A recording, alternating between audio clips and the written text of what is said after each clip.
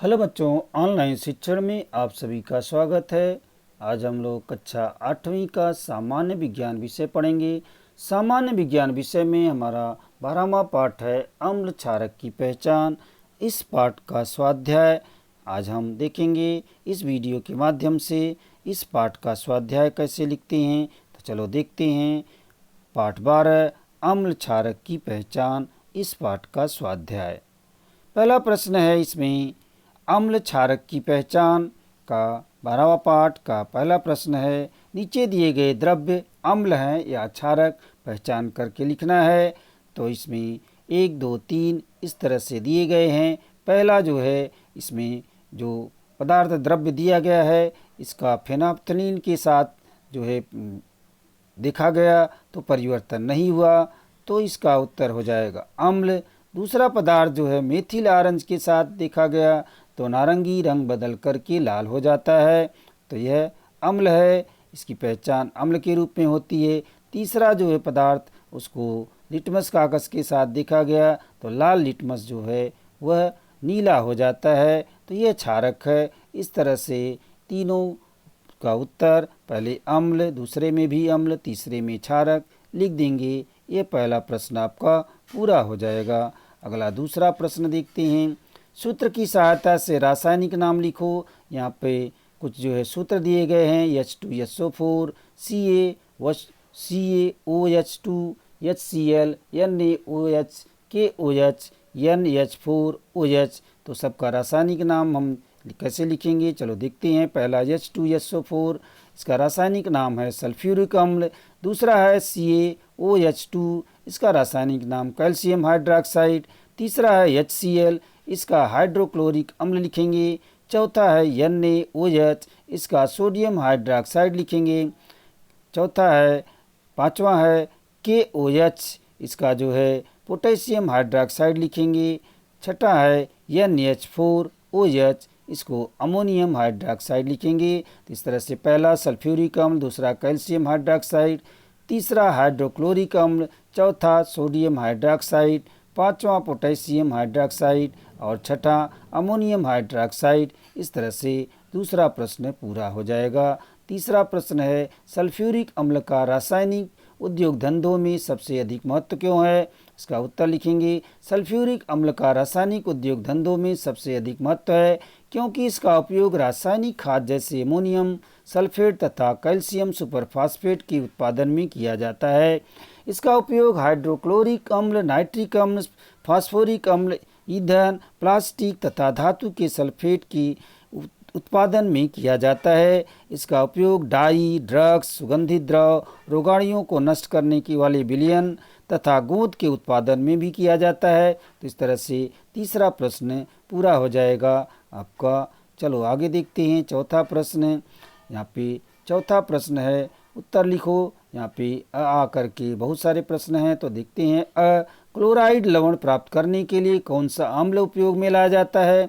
छोटा सा उत्तर है इसका हाइड्रोक्लोराइड अम्ल का उपयोग क्लोराइड लवण प्राप्त करने के लिए किया जाता है। अगला प्रश्न है एक पत्थर के नमूने पर नींबू का रस निचोड़ते ही वह फसफसाता है और निर्माण होने वाली गैस से चूने का पानी दूधिया हो जाता है, तो पत्थर में कौन से प्रकार का यौगिक है। तो इसका उत्तर हो जाएगा पत्थर में धातु के कार्बोनेट उपस्थित होते हैं, इस कारण ऐसा हो रहा है। अगला प्रश्न है प्रयोगशाला में एक अभिक्रियात्मक कारक के बोतल पर की चिट्ठी खराब हो गई है।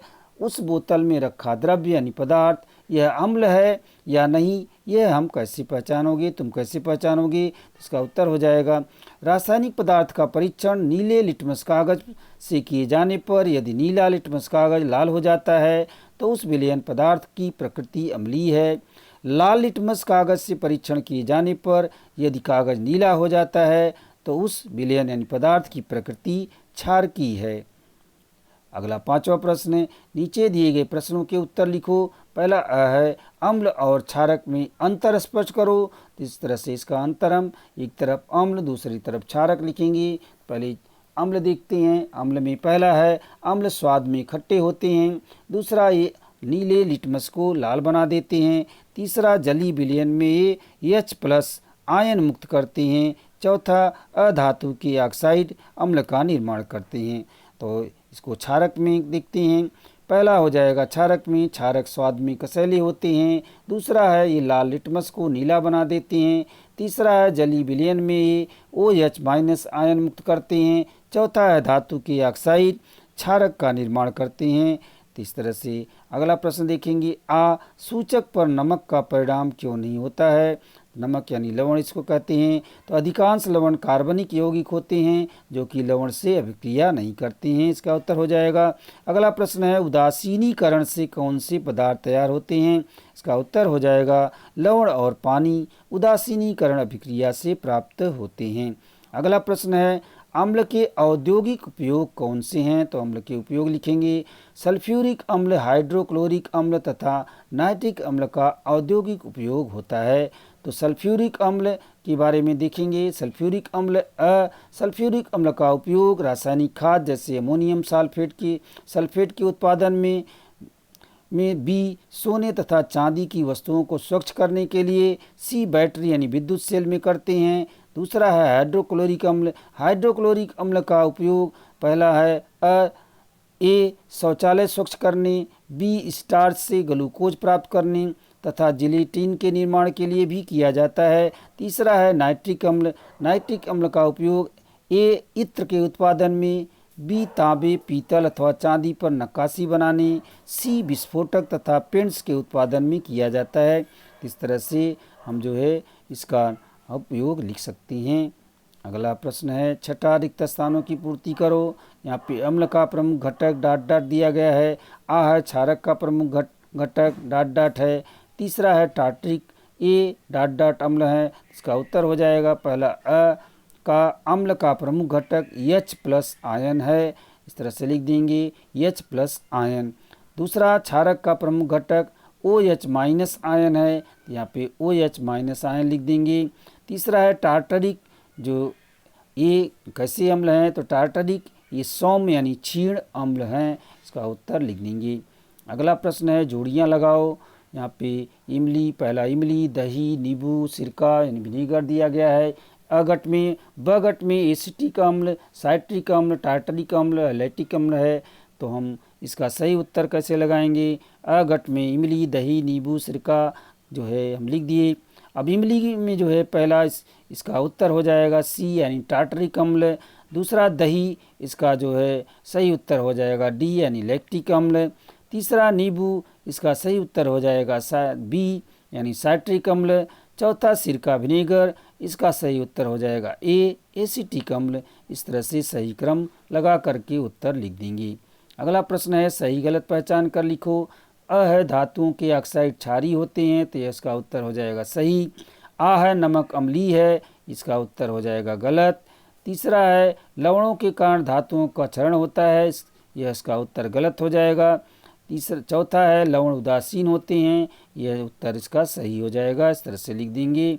अगला प्रश्न है 9वां, नीचे दिए गए पदार्थों का अम्लीय, क्षारीय और उदासीन इन समूहों में वर्गीकरण करो।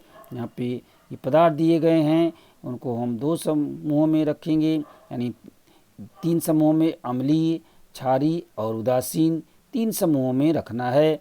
तो कौन किस समूह में आएगा? हम एक तरफ समूह लिखेंगे, दूसरी तरफ पदार्थ लिखेंगे। समूह में अम्ल, क्षारक और उदासीन तीनों को दिखाएंगे। अम्ल कौन कौन से हैं? इसमें से HCl, H2SO4 और HNO3 ये तीनों पदार्थ अम्ल हैं। क्षारक में CaO, MgO, Na2CO3। उदासीन पदार्थ इसमें है H2O, NaCl और KCl। ये जो है इस तरह से तीनों समूह में हम इनको दिखा देंगे। इस तरह से हमारा जो है प्रश्नोत्तर यानी जो स्वाध्याय है पूरा हो जाएगा और आपको इस वीडियो के माध्यम से आप अपने स्वाध्याय को लिख सकते हैं। तो आज का आप सेशन यहीं पे समाप्त करते हैं। धन्यवाद।